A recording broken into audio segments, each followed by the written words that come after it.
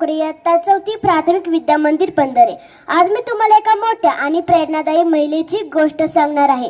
क्रांतीज्योती सावित्रीबाई फुले यांचे नाव ऐकले की माझ्या मनात अभिमानाची लाट उसळते। त्या भारताच्या पहिल्या महिला शिक्षिका होत्या आणि मुलींच्या शिक्षणाची ज्योत देवणारा योद्धा। कल्पना करा वर्ष 1831। सातारा जवळील एक छोटेसे गाव, एक छोटी मुलगी जन्माला येते, सावित्रीबाई। त्या काळी मुलींना शाळेत जाण्याची परवानगी नव्हती, लग्नही लहान वयात व्हायचे। अवघ्या 9व्या वर्षी सावित्रीबाईंचे लग्न झाले ज्योतिराव फुले यांच्या बरोबर। ज्योतिराव फुले एक मोठे समाजसुधारक होते। त्यांनी सावित्रीबाईंना स्वतः लिहायला वाचायला शिकवले। सावित्रीबाईंनी मेहनत करून शिक्षण घेतले आणि ठरवले की इतर मुलींनाही शिकवायचे। मित्रांनो, वर्ष 1848 साली पुण्यात भिडेवाड्यात त्यांनी मुलींची भारतातील पहिली शाळा सुरू केली। फक्त 2-3 मुली अगोदर यायच्या, तरी सावित्रीबाई रोज शाळेत जायच्या।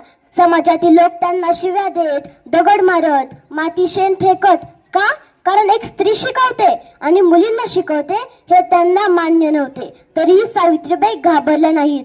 त्या एक साडी बॅगीत ठेवायच्या आणि दुसरी साडी घालायच्या। साडीला माती शेण लागले की साडी बदलायच्या आणि मुलींना उत्साहाने शिकवायच्या। आता आपण शाळेत येऊ शकतो, मुली शिकू शकतात, याचे सर्व श्रेय सावित्रीबाईंना जाते।